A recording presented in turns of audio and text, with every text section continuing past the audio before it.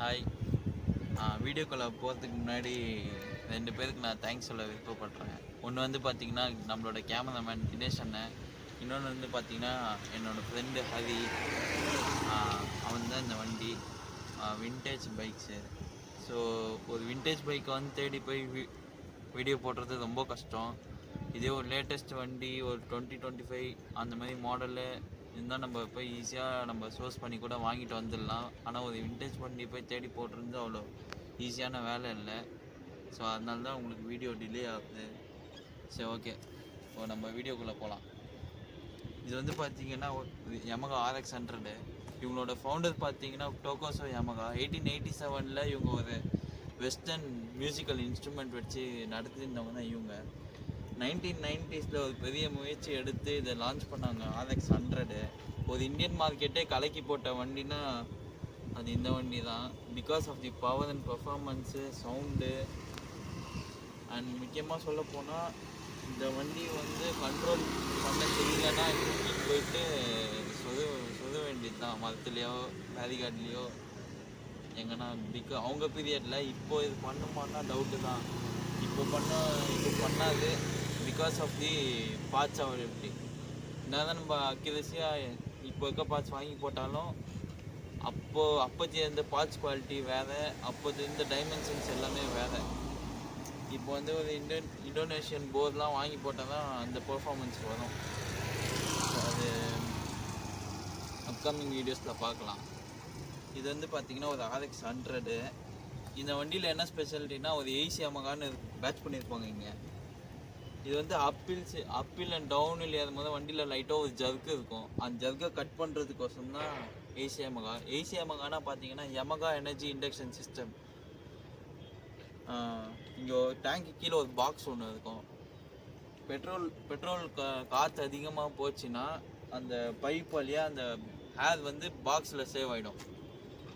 அப்போ அந்த high speed performance வந்து ஸ்டெபிலிட்டியாக போகும். அதுதான் ஏசி யமகா. இன்னொன்று பார்த்தீங்கன்னா டார்க்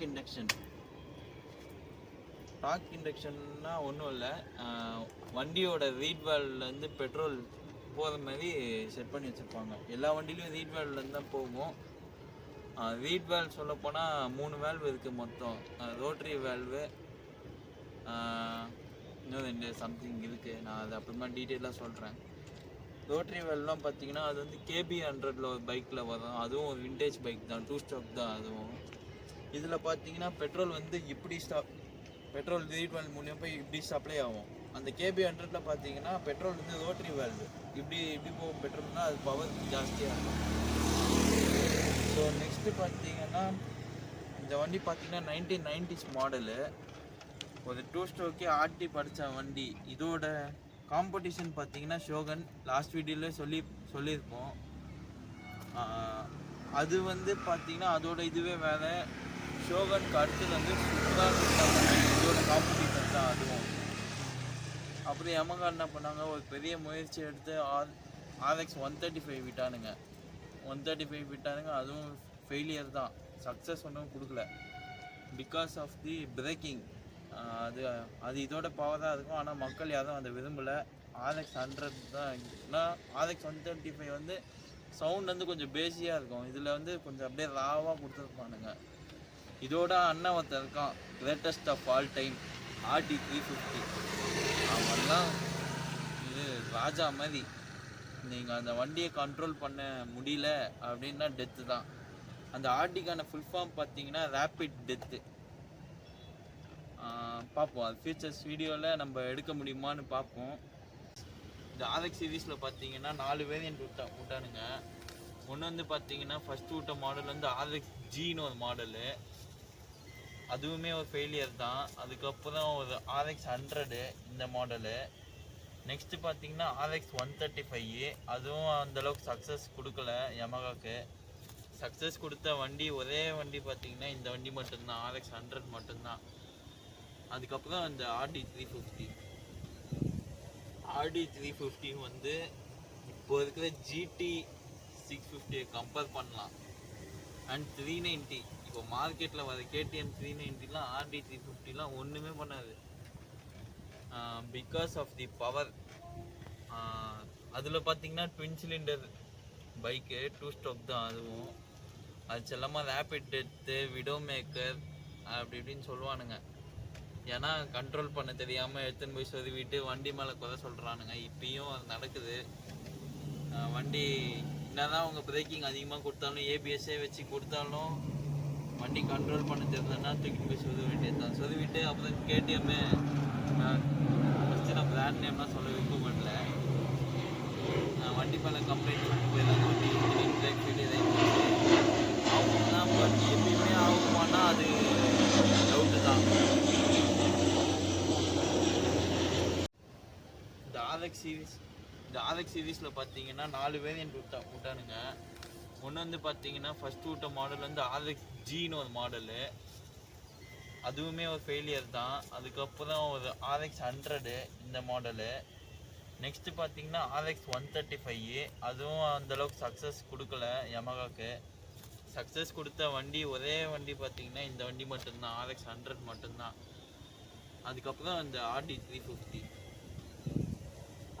350 வந்து இப்போ இருக்கிற ஜிடி 650 கம்பேர் பண்ணலாம். அண்ட் 390 இப்போ மார்க்கெட்டில் வர கேடிஎம் 390லாம் ஆர்டி 350லாம் ஒன்றுமே பண்ணாது.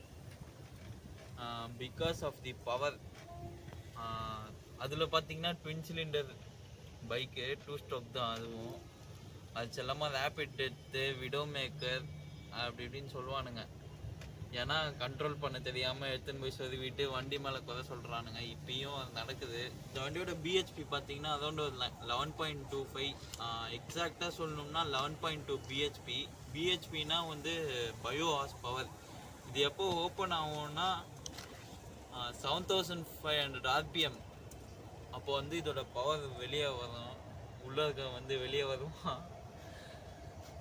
ஹை ஸ்பீட் ஸ்டெபிலிட்டி நல்லாயிருக்கும்.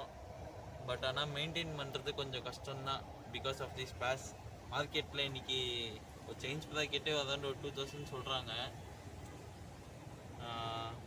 அதெல்லாம் அப்புறம் பார்ப்போம் இந்த ஸ்பேஸு.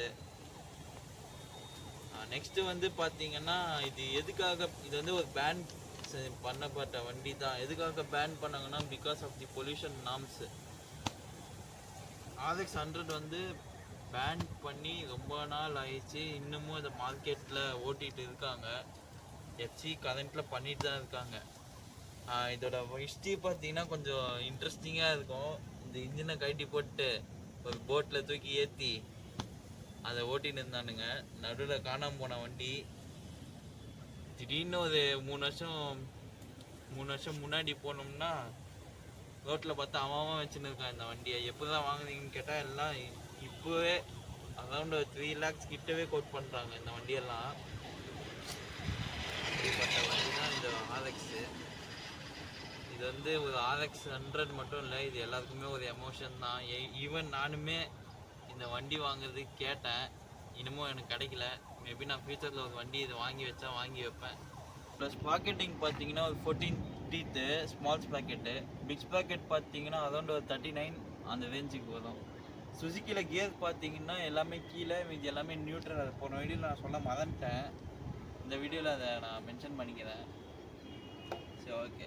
அடுத்து நம்ம எதனா விண்டேஜ் வண்டி கிடைச்சா ஒரு 4 ஸ்ட்ரோக்கில் பார்ப்போம். 2 ஸ்ட்ரோக்கே பார்த்துட்டு இருந்தால் அது கொஞ்சம் போர் அடிச்சிடும் உங்களுக்கு. கொஞ்சம் 4 ஸ்ட்ரோக்கில் ஒரு பெரிய வண்டி பார்ப்போம். தேடிட்டு இருக்கேன் அந்த வண்டியை தான். கிடச்சிருந்தா